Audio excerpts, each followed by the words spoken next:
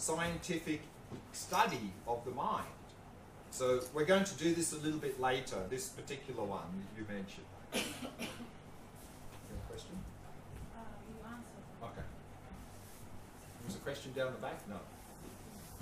Okay, so let's then go back into the practice.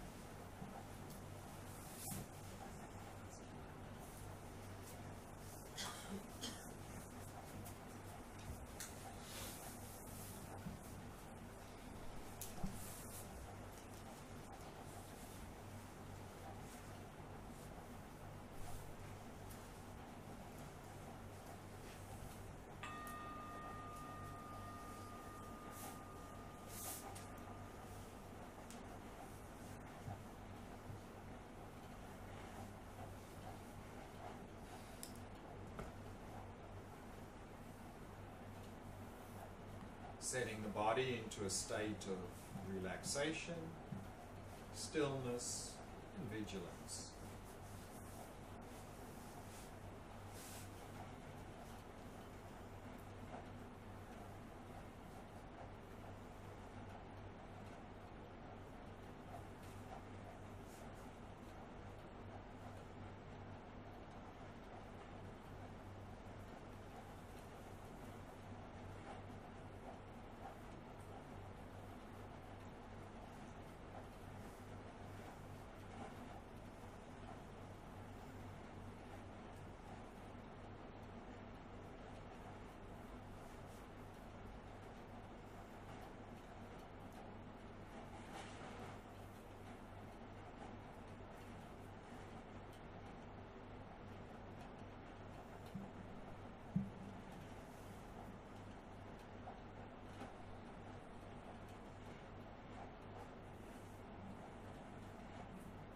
Relaxing more deeply with each out-breath.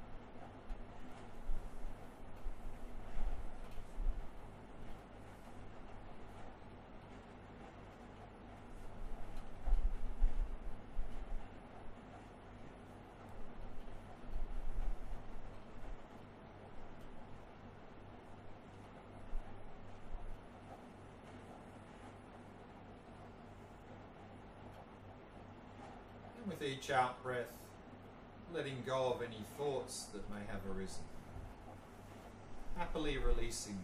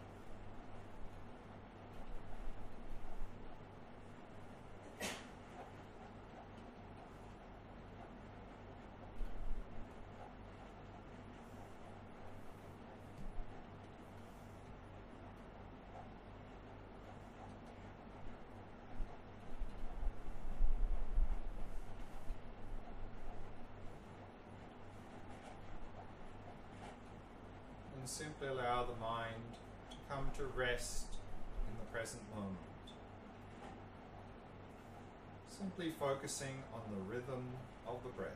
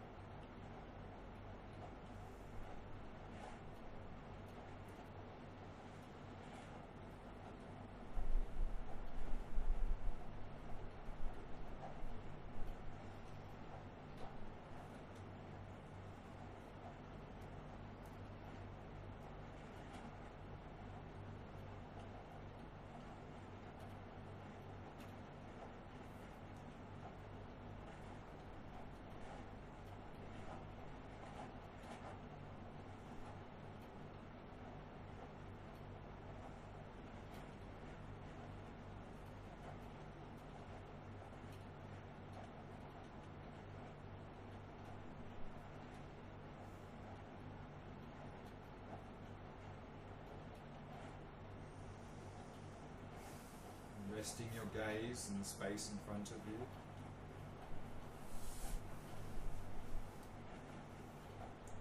And then simply release all appearances and allow the mind to come to rest. And simply rest in awareness itself.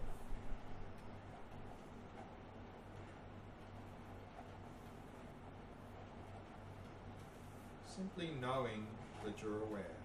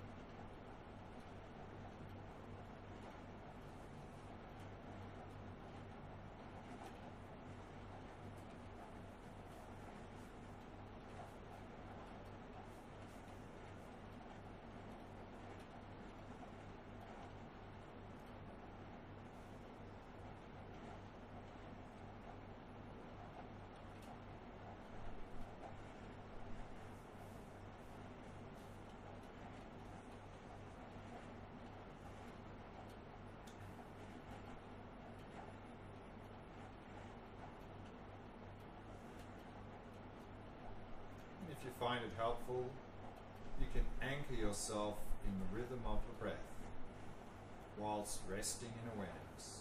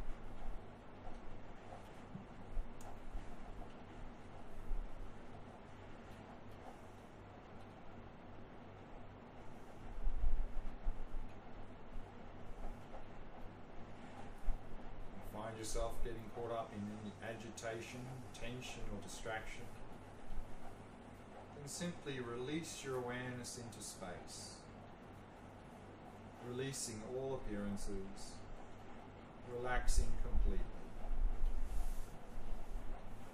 and lowering your gaze.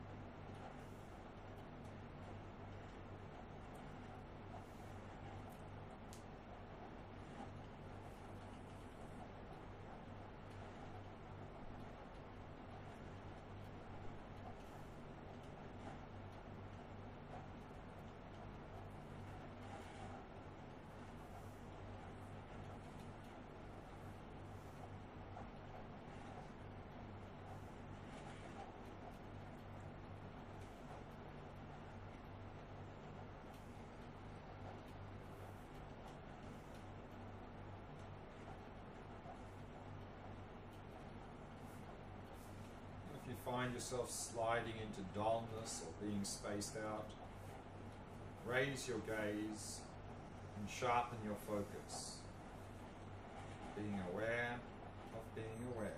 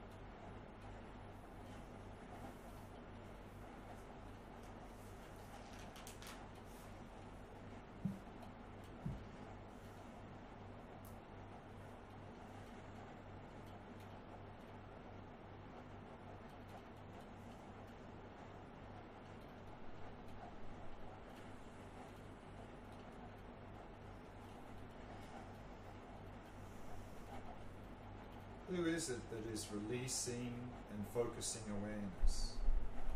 Who is the agent that is doing this? Again, don't try to intellectually answer this question. Just look in your direct observation.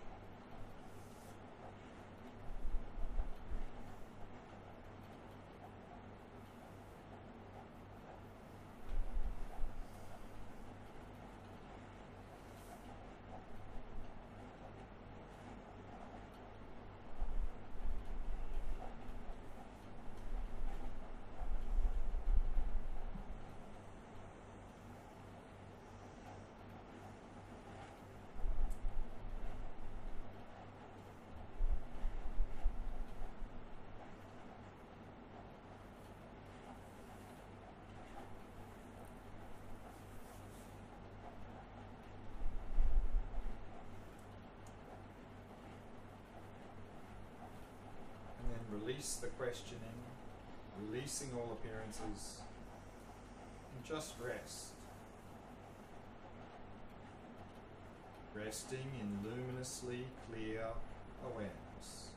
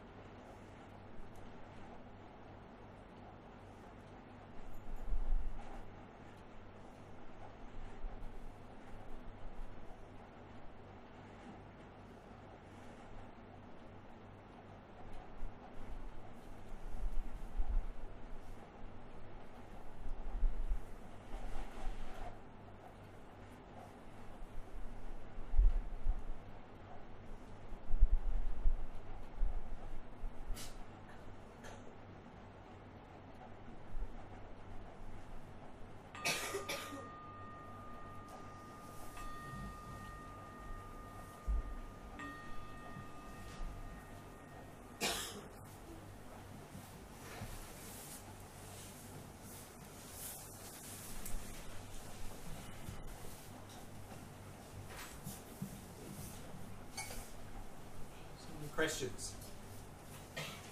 So, so far it went very nice. And the last time, it's like my mind caught itself cheating or something. Cheating. And I found myself in a loop of awareness. It's like a matryoshka of awarenesses.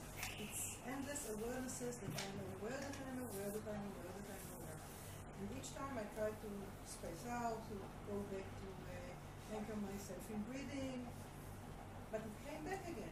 It's like, it's very addicting. I mean, logically and philosophically, it was very addicting, and so I couldn't... Because we want to figure it out, don't we? Yeah. So our intellectual mind goes, I want to figure this out. And so the intellectual mind goes one, back, and of course we just end in an endless loop. Yes. Because the intellectual mind will never get the answer to this. So again, we need to, particularly also, it's a shamatha practice here we're doing, we need to get the intellectual mind to sort of have a holiday. Basically tell the intellectual mind, have a holiday and, you know, take a rest, basically, and just rest in awareness. How do you do it? That's the question. If you see the intellectual mind coming in, then you just release that as any distraction. As any distraction, just release it and just rest. And every time it comes in, you do the same. You release it and rest. And slowly, then you'll get in the habit of less and less intellectual mind coming in. I mean, that's a strong habit, so it takes time to change those habits. It's okay. I have a question about the releasing concept. Right. I can understand that when I have a focus, I can focus my mind on a specific object like the breath. Sure. Or something, but I have trouble figuring out what does it mean releasing, because I can grasp to another element or attach, but the releasing concept is not easy for me. Exactly, because I don't understand what it means. exactly Actually, because the intellectual mind works through grasping. So what we're basically saying is switch off the conceptual mind. But if we're trying to understand what releasing is, it's our conceptual mind who wants to know that, but that's the problem. So just switch it off. but what actually to do? Stop trying to work it out. Just stop that. That's it. Again, what we're doing is we're wanting to rest, and then we're saying, well, but what do I have to do to rest? Yeah. Tell me what I've got Yeah. to do to rest. Doing is the problem. Just stop doing. Then you're resting. So just stop that. Stop, and that's it. So releasing is stop grasping. Stop grasping. Stop grasping. Stop trying to do something. And just relax. The mind is resting in the body. Feel it all the time in the body. You feel the body. Yeah. Again, that's normal because our normal sense of identity is often in the body. So is it made So again, if you are sensing the body, that's an appearance, so just release that. We're not focusing on the body. So if you notice sensations in the body, release that. Ignore it. Don't try and block it. You won't be able to block it, but just don't pay any attention to the sensations in the body. has come again? And it will. It will come again and again and again and again. Because these are appearances. That's okay. Again, in this practice, appearances will arise. There'll be all sorts of appearances. Body, thoughts, mind, everything. Just let them be. They can be there. It doesn't matter. But we're just not paying any attention to them. We're just knowing that we're aware. That's all we're paying attention to. The rest, just let it be. Knowing we're not aware to the sensation. No, just knowing that we're aware. Now, we are usually explicitly aware of an object, and implicitly we're aware of being aware of the object. So all we're doing is instead of having the awareness on the object, we're having the awareness on awareness itself. That's all. So when the sensation comes in our work to my awareness, it's come and go. There's something else comes. Yeah, but these are all appearances. So then if we are focusing on that, we've shifted our awareness to the object instead of to awareness itself. So we're distracted. So we just come back to awareness when we're aware of an object, whether it's body, thought, or whatever. Just come back to awareness. When investigate or ask the question, how do we indeed know that the answers not come from the intellectual mind and come from the right place? I get like a little bit confused with it. Yeah. And this is why this shamatha practice is important as a basis for vipassana practice. Because if we don't have engaged in shamatha practice, if we don't have a very calm, clear mind, then when we investigate, we won't be able to see anything because our mind is distracted, half asleep, and so forth. And there's probably a high probability as well that the intellectual mind will come in to try and answer it, because that's how we normally investigate things in our life. We have our intellectual mind trying to figure things out. But the analogy here is a little bit like, you know, if we're looking for a certain person in a room, do we use our intellectual mind to know if the person is in the room or not? No. We just switch it off and we just look. Oh, there they are. We don't have our intellectual mind come in, oh, let me think. That person, I don't think he'll be in the room because he doesn't like this place. I think he's actually somewhere else. I mean, that's not helpful to knowing if the person is in the room. So it's an obstacle. So just get out of the way and just look. And so, of course, here looking is not with our eyes, it's with our mind. With our mind, we're just looking. That's it. And it's going to be much easier if we have done more shamatha practice, if our mind is more calm, more clear, more focused, because we'll be able to look more clearly. It's the analogy again with the room is, without shamatha, it would be that the room is dark, our eyesight's poor, and we're trying to see if the person's in the room. I mean, probably never going to know. So shamatha practice is switching on the light, improving our eyesight, and then of course that shamatha will also help to keep the conceptual mind quiet, because the shamatha state of mind is a non-conceptual state. So not only will we be able to look better, but less likely that the conceptual mind will come up, because that state is sort of keeping it quiet. Down the back. So I have two things that are happening.